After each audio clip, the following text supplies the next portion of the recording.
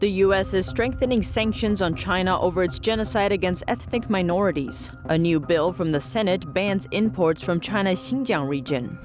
An American military aircraft stopped briefly in Taiwan. The move angers Beijing, while a Taiwanese lawmaker fights back. Biden's new Navy Secretary nominee says if confirmed, he'll exclusively focus on the China threat and defend Taiwan as much as humanly possible. China is becoming an evil empire, and the U.S. may be enabling it. That's according to former Vice-President Mike Pence. And China sells 550 million vaccine doses to the WHO's global vaccine program. But a U.S. agency is criticizing Beijing for not donating them instead. Welcome to China in Focus. I'm Tiffany Meyer. The U.S. Senate is passing a bill banning the country from importing goods from China's Xinjiang region. This is the latest effort to punish Beijing for the genocide against Uyghurs. Jason Albano reports. The U.S. Senate passed a bill on Wednesday banning products from China's Xinjiang region. It's the latest effort by Washington to punish Beijing for what U.S. officials say is an ongoing genocide there against Uyghurs and other Muslim groups. China denies mistreating Uyghurs and says the camps are vocational training centers needed to fight extremism. Under the current rule, the import of goods into the U.S. can be banned if there is reasonable evidence of forced labor. The bill assumes goods manufactured in Xinjiang are made with forced labor until proven otherwise and certified by U.S. authorities. The Uyghur Forced Labor Prevention Act was passed in the Senate by unanimous bipartisan consent. It was now past the House of Representatives before being sent to the White House for President Joe Biden to sign into law. It was not immediately clear when that might take place. Republican Senator Marco Rubio, who co-authored the bill, called on the House to act quickly. In a statement, he wrote, "We will not turn a blind eye to the CCP's ongoing crimes against humanity, and we will not allow corporations a free pass to profit from those horrific abuses." The bill's other co-author, Democrat Jeff Merkley, also said no American consumers should be inadvertently purchasing products from slave labor. Democratic and Republican aides expect the measure would get strong support from the House after it approved a similar measure nearly unanimously last year. Rights groups and Western officials have long maintained that Xinjiang authorities have facilitated forced labor by detaining around 1 million Uyghurs and other Muslim minorities since 2016. Beijing denied claims of human rights abuses in Xinjiang on Thursday again. They also warned the U.S. to, as they called, stop conducting political manipulation. The Chinese Communist Party, or CCP, accused the U.S. of having sinister intentions in trying to use Xinjiang to control China. In a rare move, a U.S. military aircraft stopped briefly in Taiwan today, and Beijing is angry over it. Neither the Taiwanese nor the U.S. government disclosed the purpose of the stopover. According to Taiwanese media, the cargo jet delivered a package to the American Institute in Taiwan. Taiwan's Air Force denied any contact with the U.S. aircraft. The stopover angered Beijing. The Chinese Defense Ministry said that any foreign military aircraft must obtain permission from Beijing to land on Chinese territory. Communist China has never ruled Taiwan, but claims the island as its own territory. Meanwhile, Taiwan has its own elected leaders, constitution, and military. A Taiwanese lawmaker said on Facebook that the landing has great significance. Taiwan has the power to decide who it as a country wants to host, and the U.S. also has the power to determine how it interacts with Taiwan. That's how it is. The CCP's threatening remarks do nothing to us other than highlighting its arrogant hegemony. This is not the first time a U.S. military jet visited Taiwan this year. In early June, 3 U.S. senators paid a short visit to Taiwan on a U.S. Air Force cargo jet. That was considered the highest-level visit by U.S. military jets since the U.S. cut diplomatic ties with Taiwan in 1979.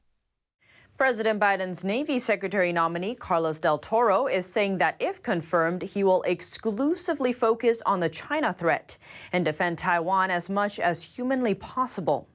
This is what he told the Senate during a hearing on Tuesday. It's incredibly important to defend Taiwan in every way possible, and it takes a holistic view of our national commitment to Taiwan.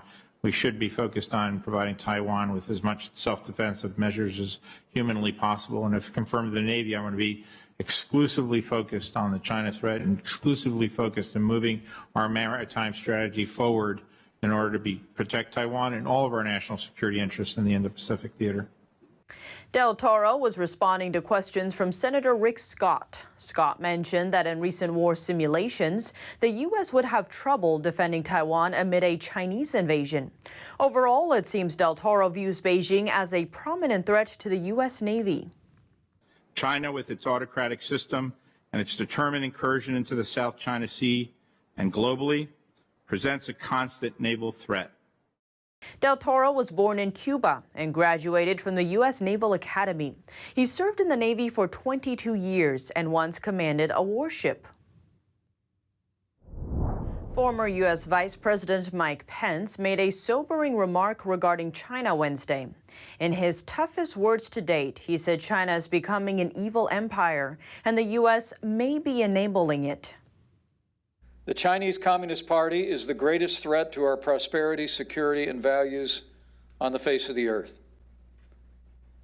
China may not yet be an evil empire, but it's working hard every day to become one. Because China is pursuing its global ambitions more aggressively than ever before. While Americans were celebrating the 4th of July just a few short days ago, President Xi Jinping gave a speech commemorating the 100th anniversary of the founding of the Chinese Communist Party. In that speech, he warned the world that anyone standing in China's way, and I quote, will find their heads bashed bloody against a great wall of steel forged by over 1.4 billion Chinese people. There's an old saying that weakness arouses evil. And my sense is that China senses weakness in this new administration. Pence delivered the speech during an annual lecture at American think tank the Heritage Foundation. The former U.S. ambassador for international religious freedom says the Chinese Communist Party is in its waning days. He says that's because of the CCP's increased harshness and brutality, as well as its pervasive high-tech surveillance. The International Religious Freedom, or IRF Summit, took place in Washington on Wednesday. There, former American IRF Ambassador Sam Brownback told the Epoch Times that Beijing is showing a sign of weakness with its war on faith. He says the Chinese regime is on its last legs because it's become more brutal instead of more liberating, and that it's using bullying tactics rather than cooperation. Brownback says the most abused human right in the world today is the freedom of religion. We need to reach out to governments and cultures alike and say that freedom of faith is the way forward. If we don't have religious freedom for all around the world, we will have the clash of civilizations, full of death and carnage, and you can see it setting up now. The ambassador said that countries once looked away from Beijing's human rights abuses for fear of offending the regime, but now they're starting to speak out. What's more, former Secretary of State Mike Pompeo questions Biden's priorities with respect to China. To date, the current administration indicated its central focus with respect to China, and indeed the rest of the world, may well be in something like climate change, relegating religious liberty to a side issue. This is unfortunate. In my view, it is foolish, and it would be a grave mistake to prioritize climate change at the expense of allowing religious oppression to fester and grow throughout the world. The Biden administration did not immediately respond to a request for comment. Another speaker at the summit was Republican Representative Chris Smith of New Jersey. He says the current CCP leadership is persecuting religious believers at a rate not seen since about 50 years ago. As I think many of you know, Xi Jinping and the Chinese Communist Party have exponentially increased persecution against religious believers, including Christians. I want to do a shout out to Bob Fu, Pastor Bob Fu, for the great work that he has done. But they're also persecuting Muslims, Tibetan Buddhists, ongoing, and Falun Gong practitioners in ways not seen since Mao Zedong's Cultural Revolution. The regime's persecution of Falun Gong practitioners started on July 20th, 1999, and just ahead of the 22nd anniversary, Brownback gave the following message to adherents of the spiritual practice: don't give up the fight. Should the Chinese regime be held accountable for the damages caused by the CCP virus pandemic? A new poll released Tuesday shows that almost 2/3 of Americans believe Beijing should pay reparations for the pandemic. That number rises to almost 4/5 if Beijing is found to have released the virus on purpose. American pollster TIPP conducted the survey for think tank the Center for Security Policy. In addition, 49% of the respondents say they believe the virus was developed in a lab, with a quarter saying they believe the CCP created and released it intentionally. A new Political Harvard poll shows similar numbers. 52% of the respondents say they believe the virus came out of a lab in China. Coming up, China is selling 550 million vaccine doses to the WHO's global vaccine program. A U.S. agency is criticizing Beijing for not donating them. More on that after the break.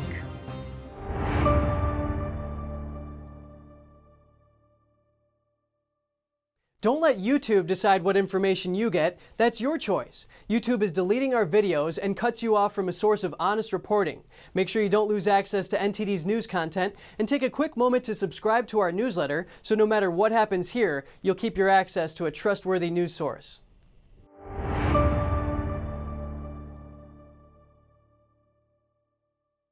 The World Health Organization's COVAX global vaccine distribution program is buying 550 million vaccine doses from China. A U.S. agency says this is appalling and that Beijing is profiting from the pandemic for not donating the doses. Rather than offering donations and financial assistance, the Chinese regime is selling CCP virus vaccines to the World Health Organization, or WHO's COVAX program. The program says it works to provide equal opportunities for countries to get CCP virus vaccines. Earlier this week, COVAX announced they signed 2 purchase agreements with Chinese state-owned vaccine makers Sinopharm and Sinovac. The deals involve up to 550 million vaccine doses. U.S. Senator Jim Risch questioned the decision on Wednesday. Do they appreciate the irony of this, where, China started this and refused to participate in COVAX and won't contribute money, won't contribute vaccines, but then COVAX is turning around and actually paying them for their vaccines. I mean, this is odd. It's strange. Samantha Power, the administrator of the U.S. Agency for International Development, said that she has talked with COVAX on this issue and that the deal is appalling. First of all, it is appalling that Beijing chose to make a profit on those vaccines rather than to contribute financially to COVAX or to donate its state-owned doses to COVAX to reach people in their hour of desperate need. There's no other way around it. It's appalling. The two sides signed the deal amid rising concerns over the efficacy of Chinese vaccines. We read what's going on with the Chinese vaccine. It seems to be pretty low quality. Power is pointing out an awkward situation that many countries face when they are in desperate need of vaccines. They either get Chinese vaccines or no vaccines. Various popular Chinese websites experienced brief outages around the same time Tuesday night. That's amid Beijing's crackdown on Chinese big tech, but it's currently unclear if the two are related. A Chinese video streaming platform similar to YouTube was among the first to go down. The outage drove millions of users crazy. The site Bilibili is known for offering Japanese anime. The news of the outage became the top trending topic on Chinese social media Weibo and has been viewed almost 1 billion times. Many Bilibili users lamented that they lost access around 11 p.m. local time. That's the peak time for online entertainment in the country. Screenshots that users posted online show error messages such as 404 not found or sorry, the page is not available now. Around the same time, various other Chinese websites, including another video streaming site, an ebooks website, and a social media platform, also went down briefly. Discussion about Bilibili's outage led to a speculation that there was a fire at the company's headquarters in Shanghai. But the Shanghai Fire Department responded, saying there were no reports of fire in the building. Bilibili resumed service by early Wednesday morning. The other sites experiencing similar outages have also recovered. Bilibili issued a statement blaming server problems for the outage. The site has over 60 million daily active users and has grown in influence among China's Gen Z. They make up around 20% of the Chinese population. Vaccine mandates are a reality in many regions across China. Unvaccinated people are denied access to certain public spaces. Even their salaries can be cut. Authorities in 5 Chinese provinces have recently announced such measures. Among them, a county in eastern China's Zhejiang province is barring unvaccinated residents from entering places such as nursing homes, schools, libraries, museums, and the inpatient departments of hospitals, among others. The new rules will come into effect at the end of this month. Such counties in South China's Jiangxi province will implement similar measures around the same time. And they also have supermarkets and transportation hubs on the no-go list for unvaccinated people. The restrictions are triggering heated discussions on Chinese social media. One Chinese netizen says the measures have become vaccine mandates in disguise. Some netizens are ridiculing the effectiveness of Chinese vaccines. They say those who have been vaccinated should go to the hospital to check if they have antibodies. If they don't, they shouldn't be allowed to go out either. Chinese authorities have previously been trying to incentivize vaccination by offering people free milk and eggs. Now they seem to be taking more drastic measures. In many cities, unvaccinated workers at state-owned firms and state agencies will get their salaries cut. Their close relatives are also required to get vaccinated. And local authorities in a city in Jiangxi province announced this week that students must submit to their schools proof of vaccination for all family members, and the schools will inspect them. But back in April, China's National Health Commission strongly criticized forced vaccination. A Chinese netizen questioned on Twitter, "It's only been 3 months, and this policy has already changed. Do the CCP's words count?" EU leaders are grouping together to counter China's Belt and Road Infrastructure Initiative. They've set out an ambitious connectivity plan that starts in 2022. NTD's Patrick Hayden reports. The EU is creating an infrastructure strategy to develop transport and trade routes. It's called a Globally Connected Europe and starts in 2022. It's been set up to counter China's Belt and Road Initiative. Countries around the world are having to deal with China's Belt and Road Initiative. It's just been so enormously successful in buying off individual countries. One asset manager says the EU's project is an opportunity for countries to distance themselves from China and take back some of the geopolitical gains that China has made in recent years. I'm surprised that more Western governments aren't trying to establish some kind of clear water between their own economies and China rather than do exactly the opposite. Price says Western governments should treat China as an adversary. The EU has recently struck deals in transportation, energy and digital projects with Japan and India. And infrastructure was also discussed at the recent G7 meeting. Concerns have been that China's Belt and Road Initiative is entrapping economically vulnerable countries. European banks are discussing taking on Montenegro's debt from China. But Price has concerns about the EU and governments in general taking on more debt, which has accelerated since the pandemic. These are governments that are spending money hand over fist on infrastructure projects that can't be afforded. Montenegro borrowed nearly $1 billion from China and defaulted on repayments, resulting in penalties. Armstrong says when it comes to global politics, though, £1 billion here and £1 billion there doesn't amount to much. This isn't just about development, this is also about national security, European security. I think the ability to keep China excluded from having a stranglehold over a European country is a bargain for £1 billion. China has launched construction projects in over 60 countries since 2013. Beijing denies that these projects deliver any political power. It says they are for the needs of ordinary people. Patrick Hayden, NTD News, London. The Director General of Britain's Security Service, also known as MI5, is warning about espionage from Russia, China, and Iran. It marks a transition from the agency's focus. back from counterterrorism following the 9/11 attacks. Here's more. Tackling terrorism has been the priority for Western intelligence agencies since the 9/11 attacks on the United States. But now the counterterrorism force may need to transition to counter-espionage or tracking foreign spies. Britain's top spy master cautioned citizens on Wednesday, saying the threat of spying from Russia, China, and Iran should be treated with as much vigilance as terrorism.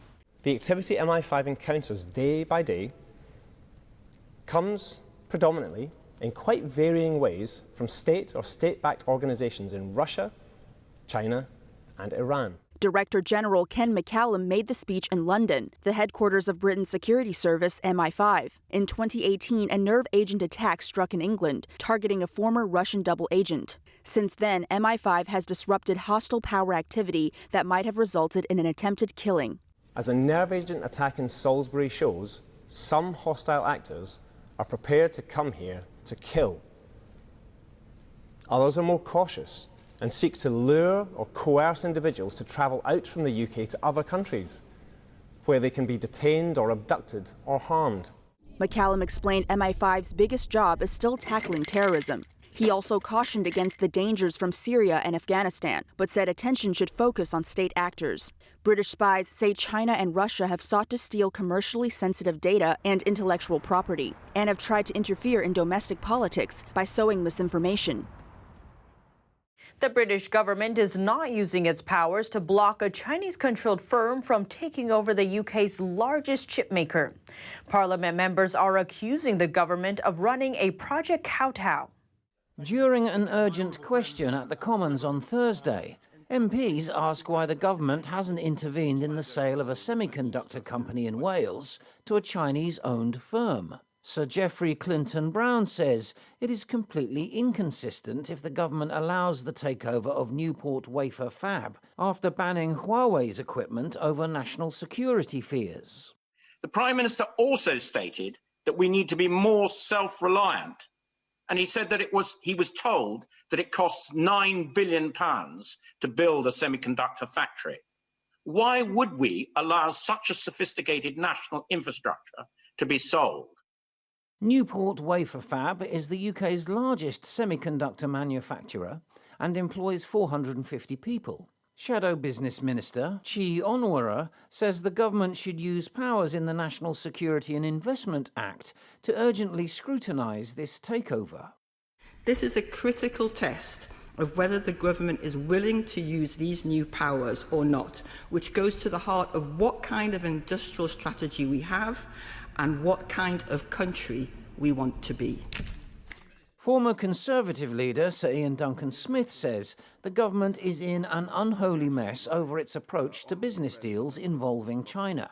China is the biggest exporter in the world and is busy buying up semiconductor technology everywhere it can find it. They have identified semiconductor technology as one of the key areas that they need to dominate globally. My simple case is, are we now in the position of a kind of Project Kowtow, where we simply say, we just have to do business with the Chinese no matter what? Business Minister Amanda Soloway says the government has looked closely at this transaction and doesn't consider it appropriate to intervene. The Prime Minister has asked National Security Advisor Sir Stephen Lovegrove to review the takeover. Earl Rhodes, NTD News. And that's all for today's China in Focus. But before you go, be sure to check out our latest special report. This month marks the 100th anniversary of the Chinese Communist Party's founding. But as accusations of human rights abuses grow, one question often crops up: why the Chinese people don't just revolt against the Chinese Communist Party? One important factor is fear, imprinted onto Chinese people's hearts through decades of bloodshed caused by the CCP. In fact, its fundamental purpose of the killing is to create and maintain an atmosphere of fear, and then use this fear to maintain its rule so that the people don't dare to resist or oppose the CCP. In this special report, we look at the grueling facts about that killing and even human cannibalism, and why experts warn the world should watch out for the spread of communism, or else risk the same tragedies that happen in mainland China striking in their own backyards. Be sure to check it out on Epoch TV this Friday at 9 p.m. Eastern. China in Focus is partnering with the platform. That's where you can watch our exclusive content every Friday night. To subscribe, click epochtv.com/China in Focus. Thanks for watching and see you tomorrow.